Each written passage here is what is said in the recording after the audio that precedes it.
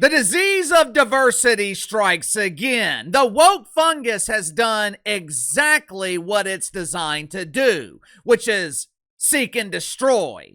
Over the years, we have seen the woke fungus dismantle once powerful organizations.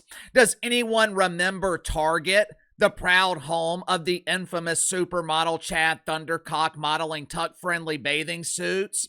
What about Cracker Barrel? Remember Uncle Herschel before he became America's favorite ant? Over the last 5 years, Disney has lost 35% of its value. Their latest flop, which was directed by James Cameron. Hey, it's me, Jamie C. James Cameron used to be known as the director for the classic remake of Titanic in the late 90s, the film that starred Leo DiCaprio before he thought that the earth would spontaneously combust after a ferocious fart. But over the last 5, maybe even 10 years, James Cameron has been known as the youth pastor at Woke United Methodist. He's been producing this film series for Disney called Avatar.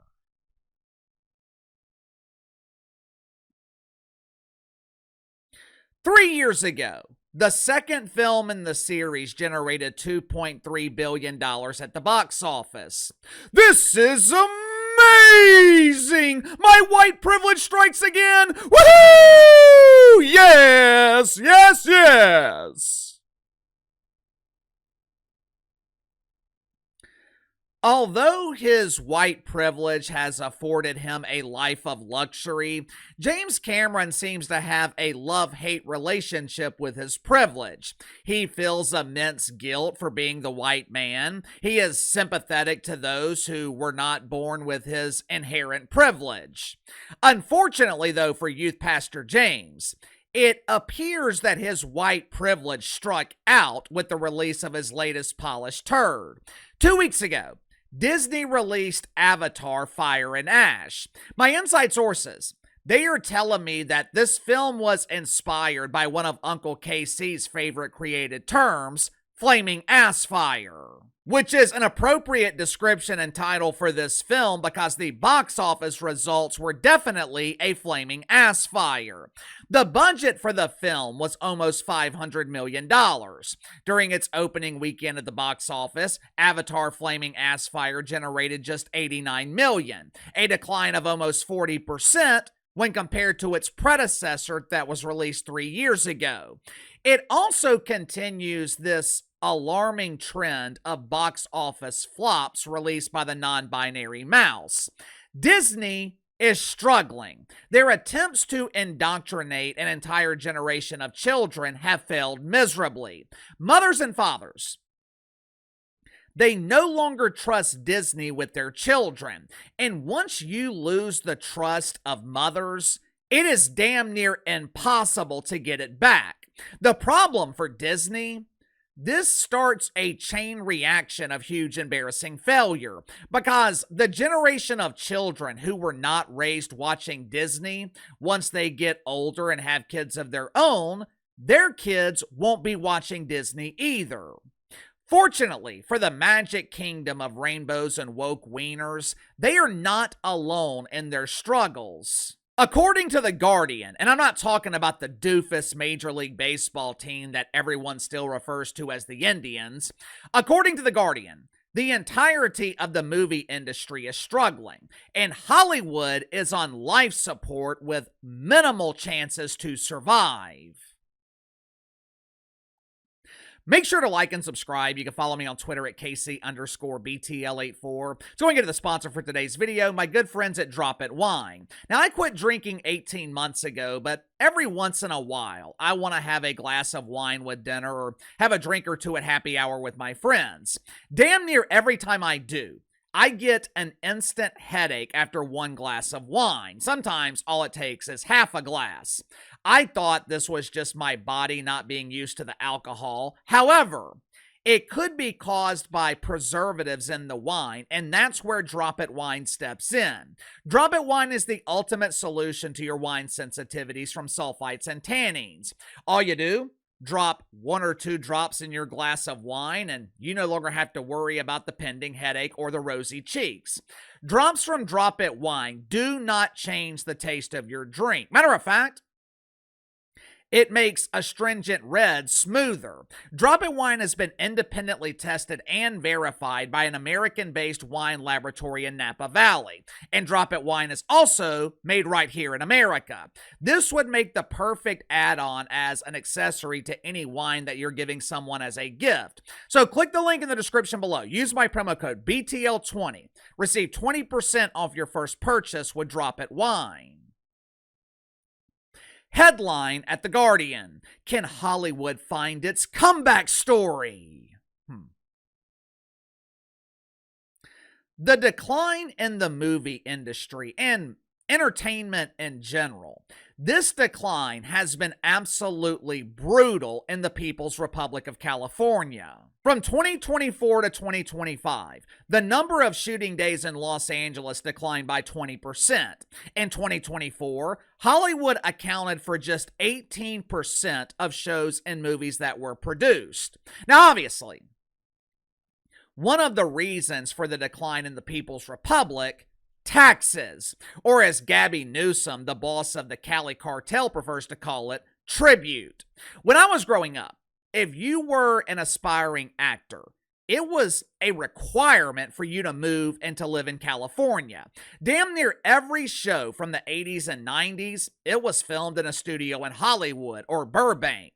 But with taxes so unbelievably high in the People's Republic, production companies, they started filming in other cities and states: Atlanta, British Columbia, Miami. As a result, businesses that support the film industry in the People's Republic, they're struggling to survive.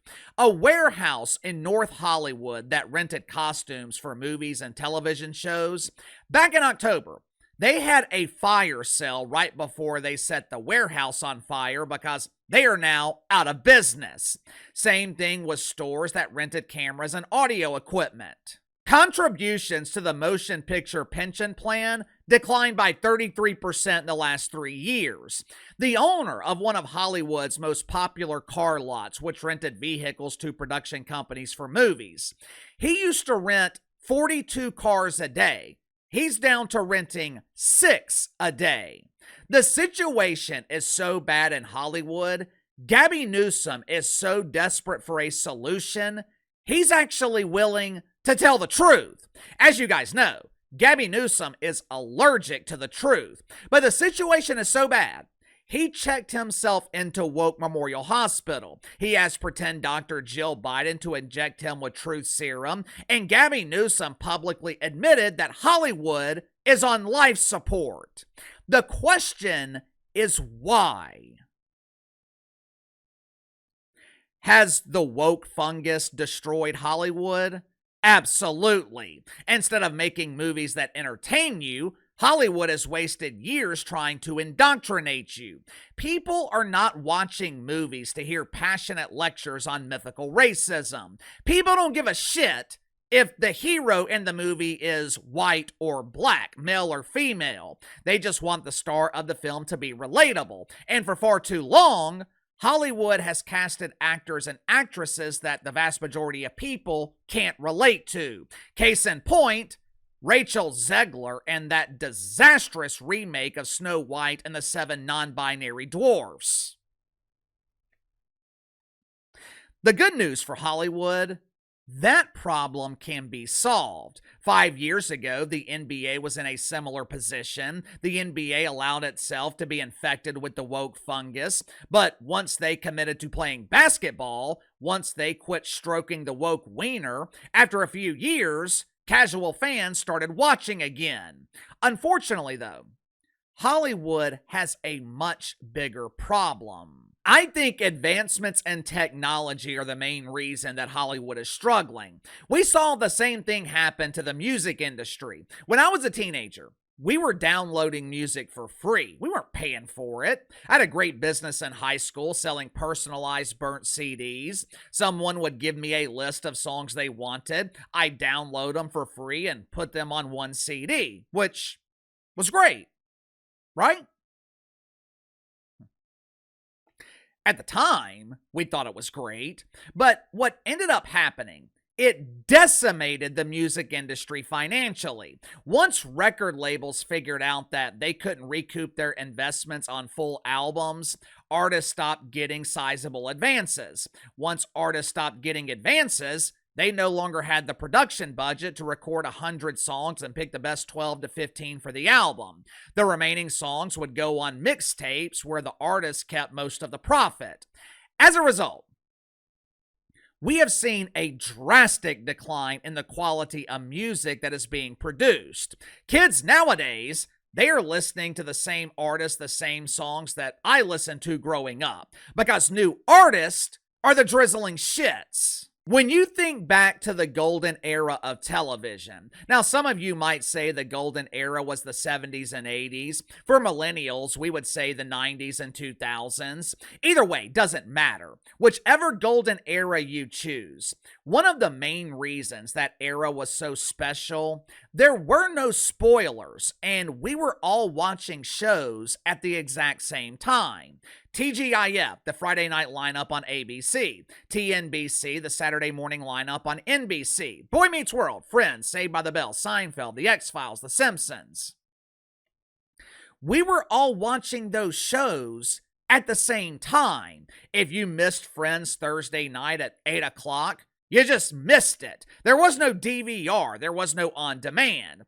And because the entire country was watching together, the shows felt important. You felt like you were missing out if you missed watching the show. Today, the only programming like that on television is sports, which is why leagues are able to command billions of dollars. It's why networks like NBC are willing to lose money to broadcast the NBA. Sports are the only thing that can get millions of people watching simultaneously. And when millions are watching together, it creates a massive ecosystem. It drives conversation on social media. With other shows, we get to it when we can. Netflix will release an entire series altogether, and some will watch it immediately. Some watch a few weeks later. Some watch a few months later. It completely splits the audience, and it makes the show not feel as big. Hollywood is going through the same thing that the music industry went through 20 years ago. You have an audience that is now conditioned to watch everything for free. You have an audience that conditioned to believe that millions and millions of hours of content should be available for $10 a month. It's not sustainable. Meanwhile, production costs continue to increase while profit continues to decrease. So, how do you solve the problem?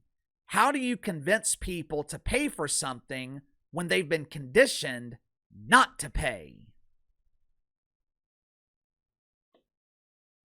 Sound off in the comments below. I'll see you guys later.